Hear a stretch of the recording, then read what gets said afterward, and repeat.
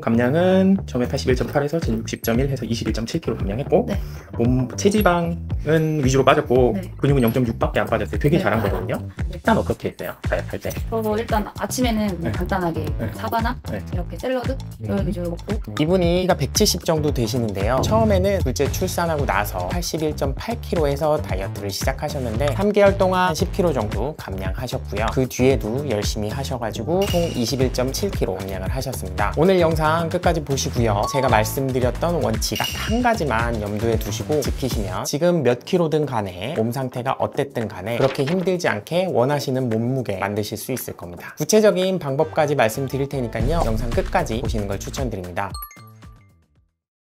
안녕하세요. 하준이 하윤이 아빠 멜백스 한윤성 원장입니다. 엄마들을 위한 쉽고 편한 다이어트 정보를 전달드리고 있습니다. 엄마들이 다이어트 하면서 가장 힘든 부분들, 제일 첫 번째로는 육아하고 살림하고 일하느라고 바쁘고 시간도 없는데 따로 다이어트 한다고 식단이나 운동 챙기는 거 사실 쉽지 않거든요. 두 번째는 어렸을 때는 조금만 덜 먹고 좀만 더 움직이면 운동하면 잘 빠졌는데 출산하고 나서부터는 아무리 굶고 운동해도 뱃살이나 체지방이 전체적으로 잘 안 빠지는 경우도 많고요. 세 번째는 감정적인 폭식 때문인데요. 아침부터 다이어트 잘 하다가 중간에 생활하면서 스트레스 받고 나서 애기들 재우고 나서는 먹거나 마시면서 스트레스 풀고 다이어트 망했다고 폭식으로 이어지는 경우들도 많이 봤습니다. 제가 이걸 어떻게 하냐면 워낙 엄마분들이랑 상담을 많이 하기도 했고요. 사실 저도 살이 잘 찌는 체질인데다가 애기 키우는데 진심이라 육아하면서 다이어트 하기가 진짜 쉽지 않다는 걸 정말 잘 알고 있습니다. 그래도 지금은 엄마들도 쉽고 편하게 꾸준하게 라이프 스타일로 가져갈 수 있는 다이어트 방법들을 찾았고요. 건강한 음식들로 배고프지 않게 배 채워가면서 다이어트를 하고 있으니까요. 오늘 제가 말씀드리는 한 가지 원칙 잘 염두에 두시고 실제적으로 적용할 수 있는 습관까지 말씀드릴 테니까요. 끝까지 보시면 다이어트에 큰 도움 되실 겁니다. 사실 오늘 내용은 제 이야기가 아니라요. 저희 환자분들 이야기인데요. 첫 번째 환자분은 결혼하기 전에 57kg였다가 첫째 낳기는 86kg, 둘째 낳고는 98kg까지 갔다가 총 21.7kg 감량을 하시는 환자분입니다. 되게 감량을 잘 하셔서 체지방만 20.8kg 감량하셨거든요. 근육은 정말 거의 안 빠진 다이어트 진짜 잘한 환자분 이야기입니다. 처음 오셨을 때 사실 식단이 문제였어요. 식단을 여쭤보니까 애기들 키운다고 식단이 불규칙한 게 있었고요. 밥 대신에 이거저거 간식 먹는 거 있었고요. 스트레스를 너무 많이 받는 상황이었습니다. 딱 한 가지 잡아드린 게 지속 가능하도록 식사 습관 잡아드린 건데요. 제일 중요한 원칙이 뭐였냐면 혈당을 최대한 길게 안정적으로 가져간다. 이 원칙이었습니다. 혈당을 안정화시키면 두 가지 장점이 있는데요. 첫 번째는 먹는 게 지방으로 저장이 덜 될 거고요. 두 번째는 체지방 위주로 감량이 가능하다는 점입니다.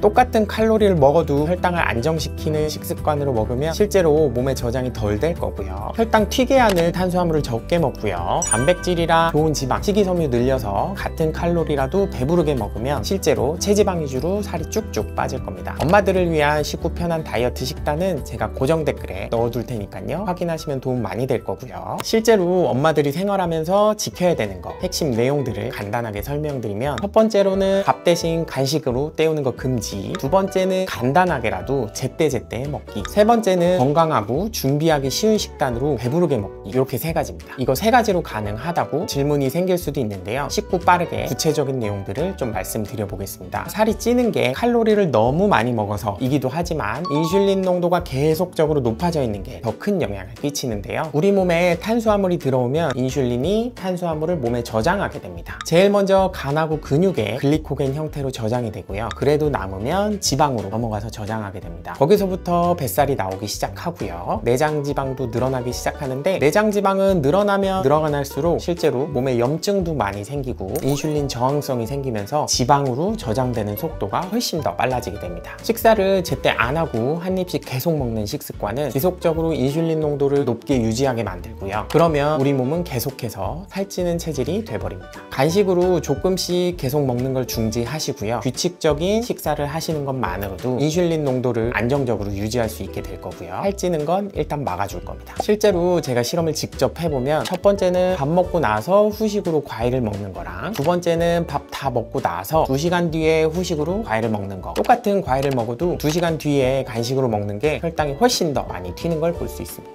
입에 음식 안 들어가는 시간 간격이 길면 길수록 살 안 찌는 체질로 바뀔 거고요. 또 하나는 식단 구성인데요. 실제로 엄마들이랑 상담을 해보면 탄수화물 위주로 식단이 구성돼서 단백질이나 지방, 식이섬유는 너무 적게 드시는 경우가 진짜 많습니다. 환자분 스스로는 굉장히 건강하게 먹고 있고 다이어트 식단을 잘 하고 계신다고 생각했는데 실제로 상담을 해보면 다이어트 식단이 아닌 경우들도 있습니다. 말씀드린 건 실제 환자분의 식단인데요. 아침은 저지방 우유에다가 콩이랑 깨 직접 갈아서 드시는 거, 그리고 감자 1개랑 수박 2쪽, 사과 4분의 1쪽 드시고요. 점심은 평소에는 계란 1개, 우유 1컵, 제철 과일이랑 치즈 1장 같이 드시고 계시고요. 저녁은 잡곡밥 3분의 2 공기에다가 생선이나 찌개, 나물 같은 거 드시는 경우인데요. 과일을 좋아하셔서 과일을 굉장히 많이 드시는 케이스였습니다. 이렇게 보면 굉장히 적게 먹고 있고 건강하게 먹고 있는 것 같은데 실제로 이렇게 먹어도 살이 안 빠지는 경우가 굉장히 많습니다. 실제 칼로리 자체는 많이 없어도 단백질이랑 지방이 너무 없기 때문에 이런 식단을 장기적으로 지속할 경우에는 결국 기초대사량이 떨어질 수밖에 없는데요. 처음에는 좀 잘 빠질지 몰라도 식단을 지속하면 지속할수록 우리 몸은 절전 모드에 들어갈 거고요. 기운도 컨디션도 떨어지고 아무리 적게 먹어도 뭘 해도 살이 잘 안 빠지는 체질로 변할 겁니다. 과일은 과당이라 과자랑 똑같기 때문에 과일은 일단 끊어주시는 게 좋고요. 단백질을 하루 최소 100g 정도는 먹자고 말씀드렸습니다. 지방도 드시는 게 하나도 없어서 소고기를 먹거나 껍질 벗긴 닭다리구이 드시는 것도 좋을 것 같고요. 계란 흰자 많이 드시고요. 방울토마토나 오이, 자몽 이런 건 배 터지게 드셔도 된다고 말씀드렸습니다. 같은 칼로리를 먹어도 과일 끊으면서 탄수화물을 줄면서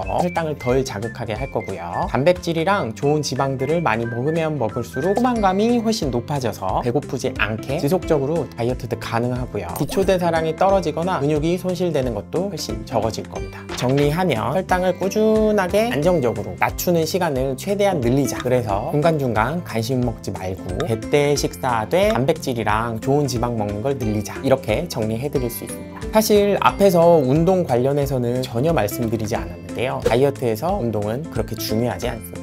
식습관이랑 생활습관 이 두 가지가 다이어트의 80%라고 보시면 됩니다. 다음번에는 간헐적 단식을 하고 있는데 살이 안 빠진다 하는 경우들을 많이 보게 되는데요. 원인이나 해결 방법 이런 거에 대해서 이야기 드리도록 하고요. 앞으로도 엄마들을 위한 쉽고 편한 다이어트 정보 전달드리겠습니다. 구독 부탁드리고요. 또 엄마들을 위한 더 쉽고 더 편한 다이어트 한약을 처방드리고 있는데요. 관심 있으신 분들께는 고정 댓글 확인하시면 도움 많이 되실 겁니다. 시청해주셔서 감사드리고요. 다이어트 화이팅!